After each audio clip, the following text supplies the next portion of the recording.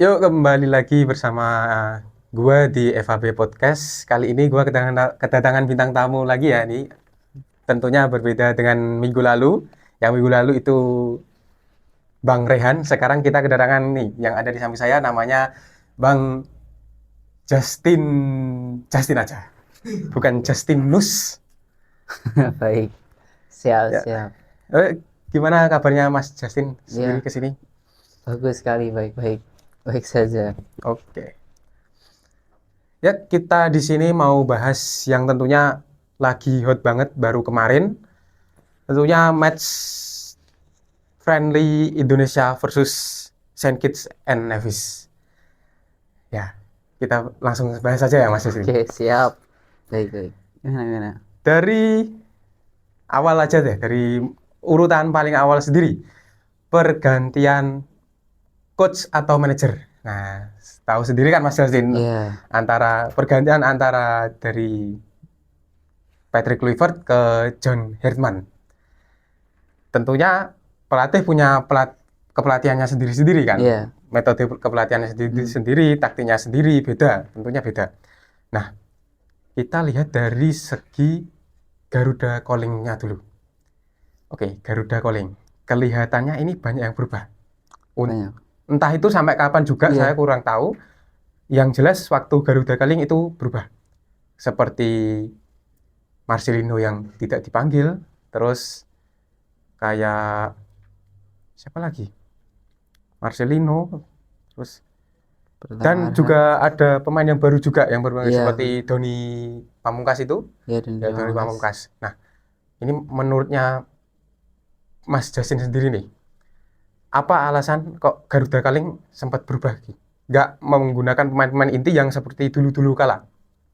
Kalau menurut saya sendiri sih mungkin karena ini kepelatihan baru dan juga staf pelatih baru, mungkin pelatih John Hartman itu mau meraba skuadnya dulu. Oke, Mau mencari-cari komposisi terbaik. oke. Ya, awalan kan kalau nggak salah beritanya dia ambil database pemain yang pernah dipanggil sama Sintayong kan awal-awal Oke. melatih. Oh, berarti hitungannya kiblatnya Sintayong dulu ya, Mas ya? Iya, pelatih-pelatih sebelumnya lah, nggak Sintayong Iya. aja. Kluivert Oh, juga oke, oke. gitu. Dia lihat line up-nya juga kan. Kemarin kan di squad sementara kalau nggak salah ada nama-nama lama kan kayak Ezra, Oh kemudian ya, Witan Sulaiman. Mereka dipanggil tapi ya ya. hanya di squad sementara kan. Dan di Oh, final squadnya nama kejutannya tentu saja Beckham Putra sama Donny Pamungkas. Walaupun bisa dibilang Beckham pemain bagus, cuman di pelatihan di staf kepelatihan saat eranya Sintayong, dia itu nggak sesering itu untuk dipanggil. Di ya. Patrick Kluivert aja dia beberapa kali dipanggil dan di John Hartman ini di panggilan pertama dia performa cukup baik sih. Terus ingat lagi yang Doni juga ya, Mas itu Doni Iya, katanya first team ya? first Maksud call. saya first call. First call sebenarnya penampilan kedua kalau nggak salah. Oh, udah pernah tampil berarti Sudah sebelumnya. dia di pertandingan AFF saat pelatihannya Sintayong. Oh, Dia udah sempat termasuk tampil lama juga berarti. sebentar. Habis itu di calling lagi di Garuda Calling kali ini lawan Saint Kitts di FIFA Series. Menurutku performanya lumayan lah. Kita lihat sendiri dari statistik statistik keseluruhannya ya Mas, Iya, dari hasil match kemarin itu juga termasuk baik juga si John Hillman ini dalam mengoperasikan taktiknya, yang dimana ada yang banyak iya benar-benar. banyak yang bilang John Hillman itu pakemnya 3 back, ada Hmm, yang bilang 4 back juga. iya, Tapi ini tadi setelah saya telusuri lebih dalam lagi, kelihatannya lebih variatif ya Mas.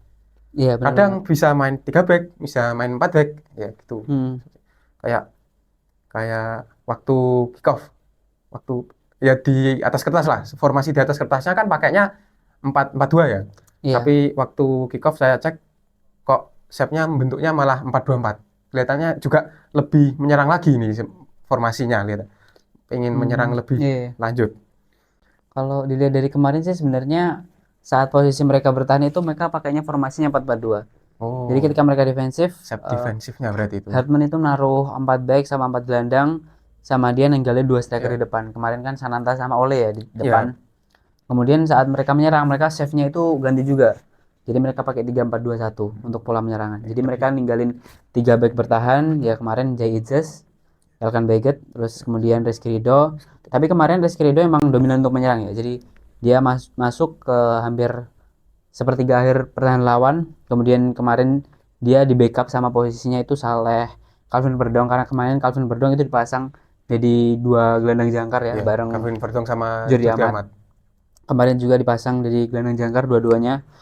Calvin Verdong sering nutupnya. Kalau kemarin Jordi emang sering maju untuk masuk ke dalam pertahanan lawan ya. Dia Padahal dua presisi. pemain itu dalam secara base-nya bisa menyerang semua ya Mas. Maksudnya Iya, Calvin benar. Verdong sendiri kan posisi awalnya emang dari Wingback back ya. sayap ya, Iya, wingback. wingback.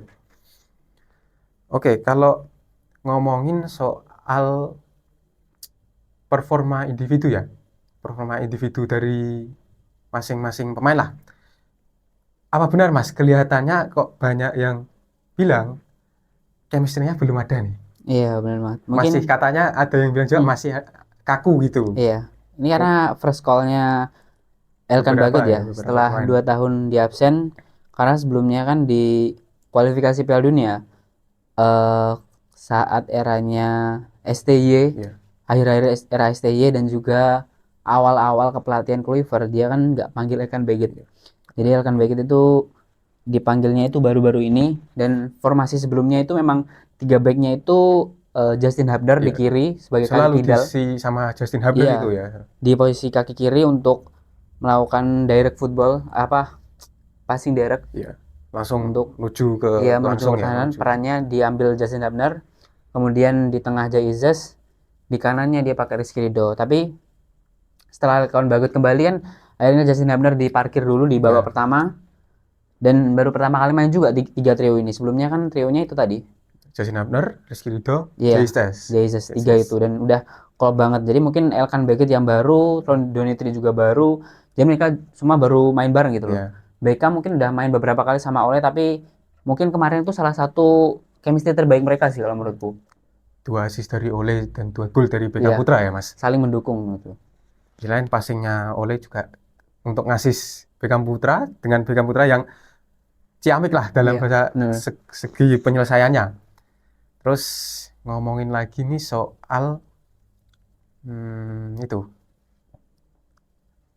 penggantinya lah. Kelihatan kita kedatangan nama baru yaitu Mauro Zilstra. Zilstra. Nah, itu namanya emang agak sulit ya Iya, menurut saya. bener-bener. Zilstra ya. Ya pakai bahasa Belanda agak lebih sulit lagi tuh. Sekarang udah Indonesia kelihatan nih. Iya, Harusnya udah Indonesia. harusnya. Nah, itu ngomongin soal itu. Apakah ini termasuk striker yang menjanjikan untuk Indonesia? Seorang Mauro Zilstra ini. Kalau menurutku pribadi sih sebenarnya kemarin pas permainan pengganti itu semuanya kelihatan bagus, termasuk Mauro juga. Dan kulihat-lihat kemarin Mauro itu tipikal striker yang dia bukan bisa dipasang sebagai false nine, karena dia kesulitan lari. Dalam beberapa kali kan John Hartman kan kemarin coach John Hartman kan menginstruksikan untuk melakukan true pass kan. Dan kemudian kemarin saat Ole bermain, dia kan berperan sebagai pemantul. Jadi sebagai Lebih false nine. diplot ke tengah kelihatannya Ole Iya. waktu di Dia turun ketika menyerang. lapangan. Ketika posisi menyerang kekurangan jumlah di tengah, dia akan turun. Nah, dia sebagai pemantul. Dan kemarin Mauro kan nggak dipasang seperti itu. Dia lebih tipikal kayak yang nomor 9 klasik. Oh iya. Jadi bisa dibilang positioning lah dia mainnya. Kurang lah untuk kalau bilang dia bisa naik turun, karena kelihatan kemarin dia itu kemampuan sprintnya kurang. Iya. Tapi kalau dari body balance sendiri, terus juga dari stamina, Mauro lumayan bagus. Cuman itu tadi masih kekurangannya dari segi untuk bisa kayak menciptakan peluang gitu, kurang bisa. Dia menciptakan ruang bisa, tapi kalau menciptakan peluang mungkin masih kurang. Tapi dengan masuknya Mauro itu kelihatannya bisa langsung mencetak gol ya Mas. Iya, benar banget. Tentu dari kalau menurut saya itu malah asisnya Joel Pelupesi Iya. sama fake run-nya Ole Romeni, yaitu kombinasi ketiga pemain itu yang fake run-nya akhirnya mengecoh pertahanan lawan, bola nggak kena langsung kena di Mauro. Langsung disambar sama Mauro ke gawang lawan, itu langsung jadi gol. Kemudian kalau dilihat dari keterangan dari finishingnya kelihatannya juga cukup ada potensi yang gede lah di Mauro sendiri. Kemarin sebenarnya bagusnya itu karena true pass dari Joy Pelupesi ya. Karena kemarin instruksikan John Hartman itu menginstruksikan para pemainnya kan kemarin itu kalau kelihatannya itu trupas. Jadi dia teriak Oh dari iya. lapangan trupas trupas trupas. Akhirnya karena kita tahu sendiri kan dari 3 pemain kita kemarin Mauro, Ole, kemudian Beckham mereka itu pemain yang pintar cari ruang. Gol pertama itu gol kedua kalau nggak salah. Gol kedua David Beckham. Keren sekali namanya pakai namanya keren deh Beckham soalnya. Putra ya. Namanya Beckham Mirip Putra. soalnya Jadi ya. iya keinget Oleh Ole Gunnar. Gunnar. Oleh Gunnar ya. Dua mau Ya, di Oleh MU. Gunnar. Terus Beckham Putra juga pakai nomor 7 juga Iya, sama namanya seperti sama David kita Beckham ini ya. kan. Jadi keinget apa dulu kan zamannya Ya. pas final Ya. Munchen sama no MU. Jadi keinget kan. Namanya sama. Beckham tuh pinter kemarin cari ruangnya itu kan saat gol kedua dia itu sebenarnya posisinya udah offset saat Sanante pegang bola. Tapi dari situ Beckham itu dia tarik Tarik badan ke belakang dulu. sebentar sama nunggu buat backnya Saintkits itu buat mundur dulu. Akhirnya backnya kelihatan mundur, Beckham baru mulai lari saat bola dipegang oleh. Dan menurutku pembacaan ruangnya bagus sih. Kalau dilihat dari statistiknya ini juga kelihatannya taktiknya John Herman juga cukup berjalan ya Mas. Dari Iya. 16 shots, 16 tembakan itu yang on target 10. Jadi yang off target cuma 6. Itu kalau menurut saya itu harusnya bisa lebih baik lagi. Mengingat John Herman bisa mendapatkan 16 shoot dan itu on targetnya sudah 10. On target 10 tapi skornya cuma ya bukannya bilang cuma 4 sih, cuman maksudnya skornya yang masuk ke gawang itu 4 gol. Nah, itu 10 itu harusnya ada beberapa finishing yang harusnya bisa Iya benar. diciptakan jadi gol gitu. Ya kemarin Sananta juga bisa face to face juga lawan kiper tapi sayang banget kan kemarin tendangannya tertepis ya di babak pertama. Kemudian juga peluang dari Yakob Seri saat masuk dia juga sempat cetak gol tapi ternyata offside. Oh. Kemudian dari beberapa peluang seperti David Beckham kan David Beckham Beckham Putra lagi. loh. Beckham Putra Beckham Mas. Putra ya sering lupa soal namanya sama lagi. Beckham Putra. Beckham kemarin juga sempat ciptain peluang yang hampir hat-trick. Dia flashing bola ke Ya, pojok tapi yang ternyata ketangkep ditepis juga itu. kan. Tangkap sama Di kipernya. save sama kiper. Iya bagus banget sih sebenarnya kemarin potensial skornya itu hampir 7 harusnya. Tapi kan dari beberapa peluang kan gagal dari offset, kemudian juga kiper juga lumayan bagus posisinya. Itu yang menurutku perlu jadi sorotan lah untuk pertandingan Kembali selanjutnya. lagi ke yang podcast edisi pertama ya Mas. Iya. Sepak bola ada faktor keberuntungannya. Iya. Bola Selalu keberuntung sih menurut gue man. bola itu bundar. Bola itu bundar. Oke. Terus ngomongin lagi soal ya mungkin Gimana? kedepannya lah. Oh, kedepannya. Kelihatannya dari John Herman sendiri kan ini di statistiknya kembali lagi posisinya juga menang. Tapi ya kita bisa ngomongin lagi ini tim Nas yang cukup lemah ya, bisa dibilang lemah untuk Iya, benar. untuk siapa? Untuk Saint Kitts and Nevis. Iya. Termasuk dibilang cukup lemah juga. Hmm. Nah, menurutnya Mas Justin nih, kedepannya gimana? Maksudnya apakah John Herman bisa konsisten dengan taktiknya yang kayak gini atau paling tidak harus merubah, ada perubahan, ada Garuda Kaling yang diubah atau gimana gitu? Kalau menurutku kemarin untuk lini serang PR-nya mungkin masih belum kelihatan ya. Mungkin PR-nya kemarin di Sananta di babak pertama. Beberapa kali dia hilang bola karena body balance-nya kurang. Untuk Ole sendiri Beckham juga udah oke. Kemudian pemainnya masuk seperti Yakob, Eliano, Ragnar. Mereka cari peluang juga bagus. Ragnar kemarin walaupun dia di Dender di Belgia itu kalau kelihat dia jarang main. Kebetulan kan sering ikuti juga di Liga Belgia kan. Jadi dia itu agak nggak terlalu sesering itu main kan. Jadi setelah cedera kalau nggak salah dia baru main sekali. Habis itu Garuda Calling dia menunjukkan performa kemarin. Menurutku dia udah lumayan stabil lah. Stabil dan dari peluang juga trupasnya juga bagus. Sebenarnya yang jadi PR itu kemarin adalah gelandang tengah yang harusnya dievaluasi buat kedepannya. Ya, karena cukup mengejutkan juga seorang John Herman memasang gelandang tengah yang diisi oleh pemain yang dominan posisinya back. Iya. Sebenarnya kalau aku lihat ya, Jordi Amat itu dia bukan posisi baru di gelandang bertahan. Ya, sebelumnya udah pernah ya kelihatan di gelandang bertahan juga. Pas lawan Irak di GBK pas kualifikasi Piala Dunia sempat ingat 2-0 itu Jordi Amat sempat dipasang jadi gelandang bertahan tapi flop sama STY. Menurutku Jordi Amat itu sebenarnya dia udah kayak mungkin faktor usia juga ya. Jadi kemarin aku lihat sering lost control bolanya. Jadi sering kehilangan bola dan menurutku itu fatal banget. Apalagi kita nggak bisa bilang lah dari sisi bangku cadangannya harusnya lebih bagus untuk gelandangnya, tapi ya mau gimana kan, Iya. Tombaye ya kan dia harus menepi karena akumulasi kartu, nggak bisa main. Kemudian penggantinya kemarin Jenner juga lumayan Jenner. bagus lah Jenner, Tapi cuman sangat termasuk disayangkan lah dia performanya masih kurang. kemungkinan kalau dilihat dari starting utamanya nanti kemungkinan bisa, kalau menurut saya prediksi saya itu yang dijadiin pemain utamanya itu kombinasi antara Pelupesi sama Jenner. Iya bener banget. Soalnya tetap tim butuh kestabilan antara pemain senior dengan pemain muda kan. Bener Untuk banget. pemain senior dengan ketegasannya, dengan Iya. kepemimpinannya, dengan pemain muda yang dengan energi, Iya. energi yang cukup. Sebenarnya kemarin tuh kalau kulihat ya, sebenarnya gelandang tengah itu bisa dipasang Nathan Nathan Choyaong. John. Oke. Tapi Nathan Choyaong kemarin sayang banget dia belum dipasang ya sama John Hart, belum dicoba. Mungkin karena baru gabung juga kemarin setelah Kembali lagi juga masih pertanding. meraba-raba Iya, juga John masih Herman untuk meraba-raba juga. skuad Garuda ini. Kalau kemarin menurutku emang PR-nya di gelandang tengah. Jadi untuk kedepannya mungkin gelandang tengahnya bisa dicoba selain Jordi Amat sama Calvin Verdong.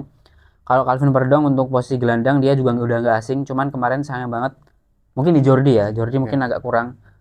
Apalagi kan dia dipasang di gelandang bertahan.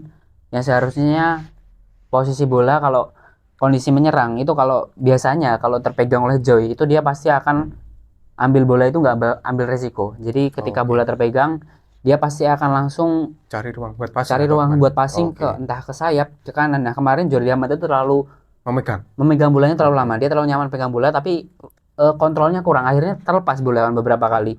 Akhirnya counter attack terjadi. Menurutku yang perlu jadi PR John Hartman ke depannya itu gelandang tengah, kemudian juga mungkin dari sisi chemistry Chemistry pemain juga ya, termasuk masih baru-baru kurang, juga kan. baru-baru juga main bareng. Nah, itu sih dua itu yang menurutku yang krusial. Sama satu lagi mungkin passingnya ya kemarin. Passingnya Udah menurutku PR dari beberapa masih pemain masih bola masih itu tetap kadang-kadang apa ya. belum bisa mantul mulus gitu tuh.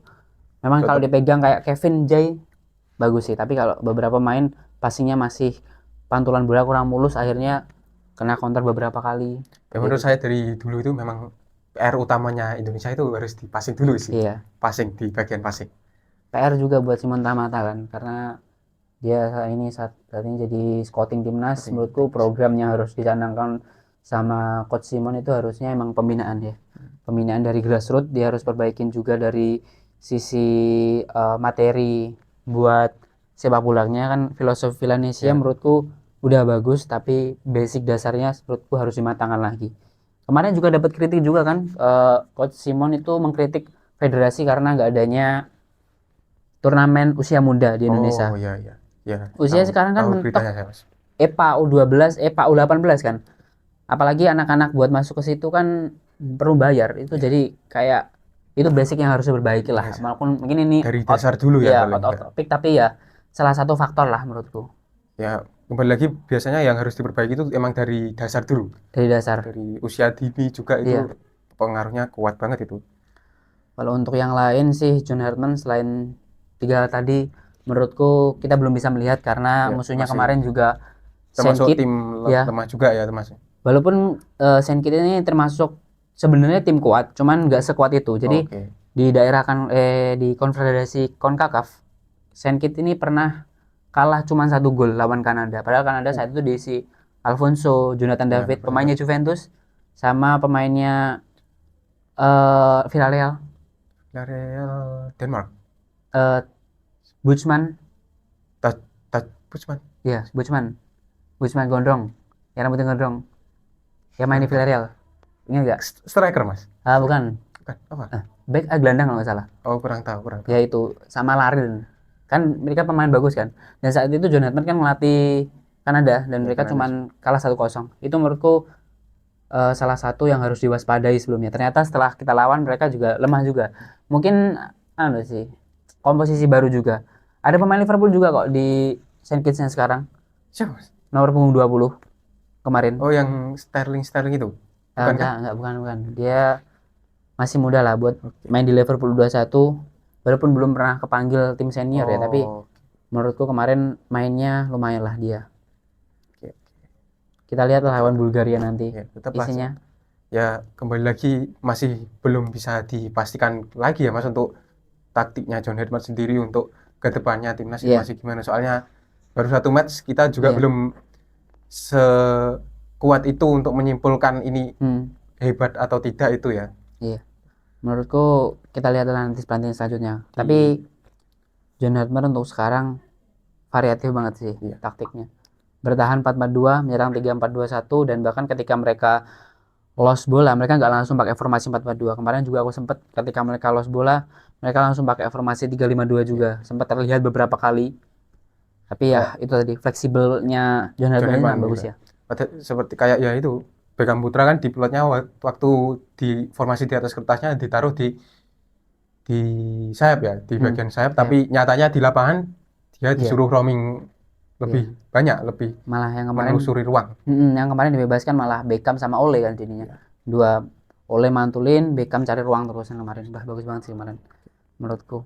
Ya, mungkin podcast kali ini itu saja ya Mas Iya, Justin. Terima kasih sudah menemani saya ngobrol dan saya jadi banyak tahu nih dari segi sudut pandang Mas Justin juga dari segi sudut pandang saya juga ini bisa buat informasi tambahan juga. Dan mungkin kali ini podcastnya segini saja ya guys. Terima kasih sudah meluangkan waktu kalian untuk menonton.